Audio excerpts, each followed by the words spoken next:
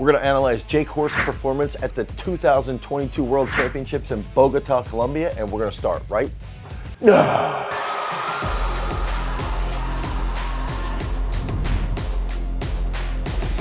So we did the analysis of Haley Reichert and what she did earning that world bronze medal in the 2022 World Championships in the clean and jerk. And we had a couple comments on, okay, Haley lifted really well. How do you handle someone in Jake's sense? Jake also trains at Garage Strength.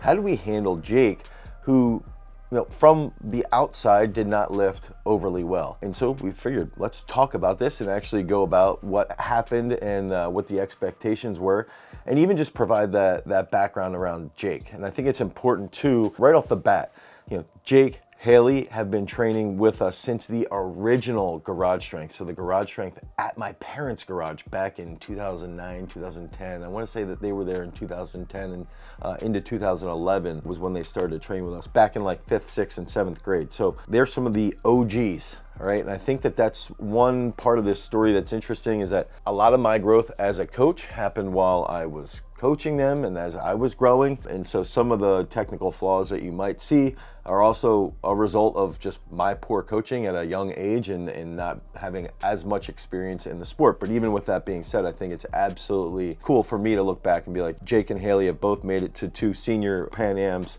Jake and Haley have also been on junior teams together. Haley's a junior world medalist, a youth world medalist. So they've been on a lot of different teams throughout the years as they've grown as they've developed. And so to see Jake sort of blossom into the senior world championship level athlete has been very, very enjoyable. So I think that's got to be put out there right away, is that there's a lot of stuff at play. And with Jake's situation, before we get into the actual lifts, the main analysis or the main thing that we had to focus on is that there's a lot of pressure on the qualification procedures for the Olympics in 2024. And for him to stay eligible in the race, the Bogota comp was that first comp leading into Paris, but he had been bumped down to the 3rd spot by an absolute animal of a weightlifter, Cade Cahoy, who is a junior lifter, and he's on the come up, and I think might be like one of the main guys now that could potentially make the Olympics in 24. And so Cahoy had gone, I want to say it was 3:15 at the American Open about a week prior. And so with Jake, we knew that he had to hit a 3:16 total. If I remember correctly, I hope my numbers are all clear. I have some of this stuff written down. Now, leading into this, Jake got severe hives, okay? And I know people are like, this is just an excuse. He's been struggling since Pan Ams this summer. So about 6 months, he's been struggling horrifically with an autoimmune issue, and that's led to regular hives, flare-ups. I can include pictures taken the day before he competed in Bogota, which show his leg. It's absolutely insane. Even with all that stuff being said, he's been able to sort of get through and train pretty well. We had to have the perfect setup in the warm-up room, and so back in the warm-up room, Piros was losing his mind because he thought the platforms weren't balanced or weren't level. And some of his earlier snatches, Jake walked with a little bit. In the back, he hit 135 on his last lift, did take a step with 135, but then that took us to opening up on his first snatch at 140 kilos. So we knew we had to get as much out of the snatch as possible. His best snatch in training to this point had been a 146. He's hit a 145 on the comp platform at national championships. And also part of this is we've been struggling to get Jake to keep his weight up, getting his weight to 75, 76 kilos. He cuts very, very well. But then when all the stuff with the autoimmune started to flare up from the travel, he was down at 71. So that sort of pissed me off, but there's not much you can do, not much I can do anyway in that sense. So I'm just trying to paint that picture so that as we watch this, we've got that in the back of our mind, but we're really trying to look at how do we go about taking these attempts and then what ends up happening with Jake. All right, so first attempt, 140.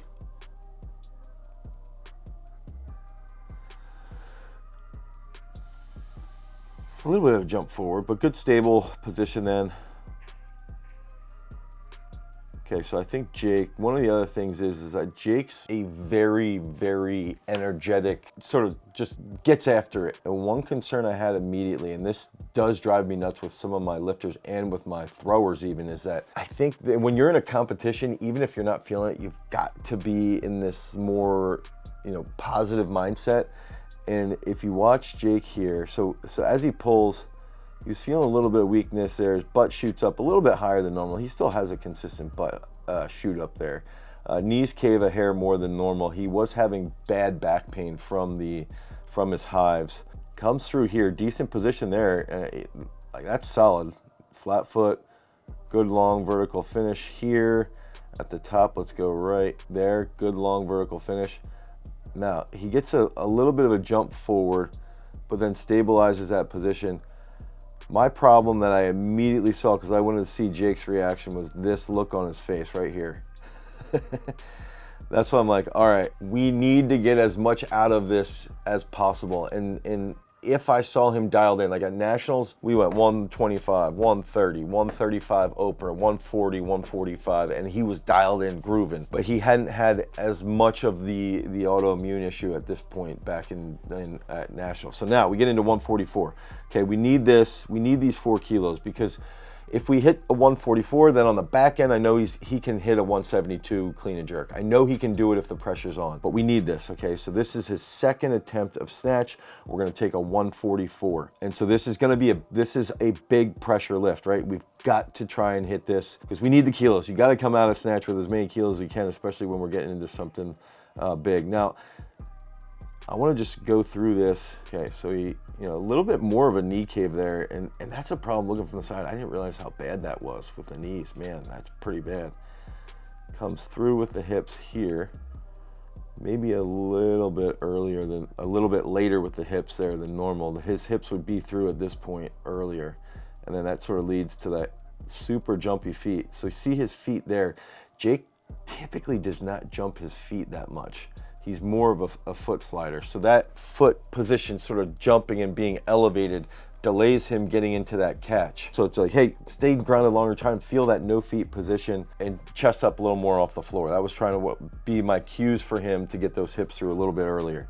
So now this is a huge, huge lift now, third lift, because I knew in the back of my mind for him to stay in the Olympic race at least, so I'll try and do this quickly.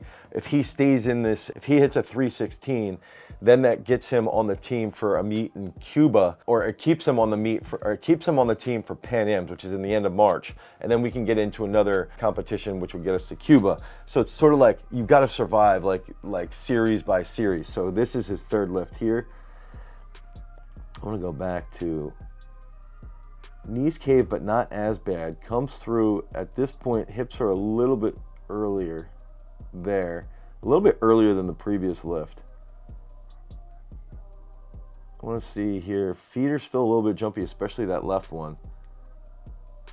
Comes through, and I thought he was going to save this. This is going to be similar to his 145 save at Nationals, but gets spit out here again. One of the things was he did hit 40 in training about 4 days out or 5 days out, and he had hit, I want to say it was 64, 65, but after about 4 days out, he was totally cooked physically from him being sick, but he's still got to make this lift. He comes through, and that's that jumpy left foot delays his catch position, and then it's forward. Because he's jumpy, he gets pulled forward. So it's like sitting through the heels, chest up, and get the hips through a little bit earlier.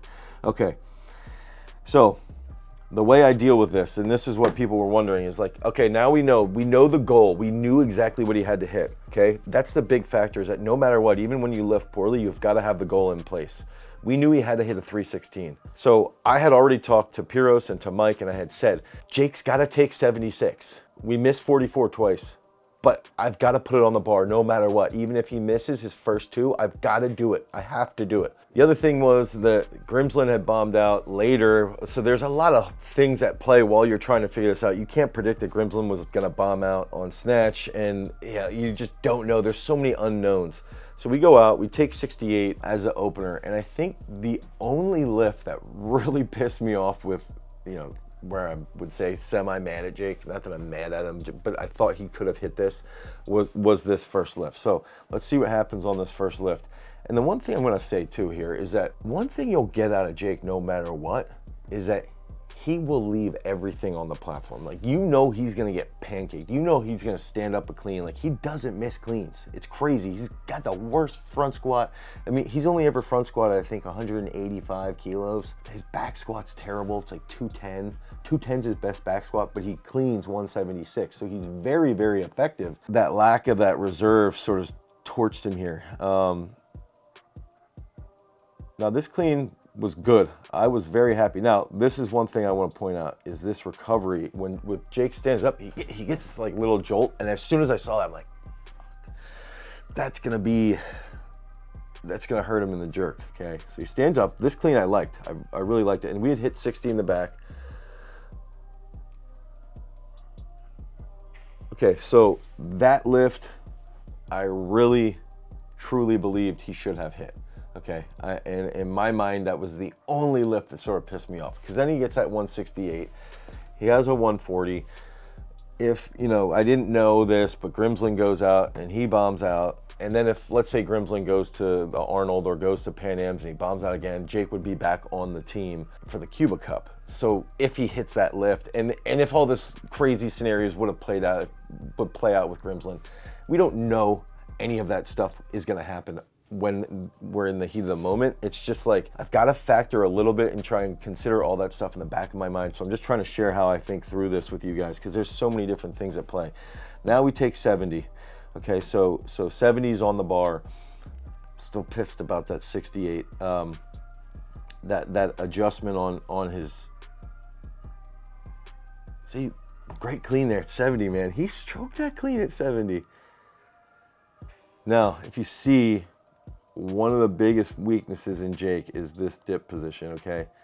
So if you see here, as we get forward, as he dips, right here, he starts to come forward a little bit right there. It's almost like the head position changes there. Head position changes, gets a little bit of a round back and the upper back, and then that just leaves everything forward. He doesn't get a good drive out of it. His jerks have always been one of those things for me that I've never been able to figure out, because he's one of the most explosive athletes I've ever worked with. He's got a 44-inch vertical, but for some reason his jerks suck. It's probably because his front squat's not that good. Okay, so some people were wondering, what was the mindset? Why were we taking then 176? And I had told Mike Imperos this. I said, I don't care if he bombs out at this meet. We need to put this on the bar so he has the chance to beat Cohoy's total. We had to take this. We had to, because we didn't know the odds of Grimsland missing his lifts at, following this session. And I don't think Grimsland's going to do that again. Maybe, I don't know, we'll see, but I don't think that's going to happen. So I had to put this on there to take that opportunity. And so we see this 176. And again, I thought there was, on the clean, I thought there was about a 70% chance he would make the clean. On the jerk, I thought there was about a 15 to 20% chance, which might be high. A little jump forward, but look at that. Dude, this is the whole thing. Watch Jake jump forward here. You gotta give him credit with this. He jumps forward, and then because he jumps forward, he rocks back. And now think about this. This is about 14 kilos off his best front squat ever. Okay, that's what's wild. So you see that position, he gets, man, the fact that he stood that up is crazy.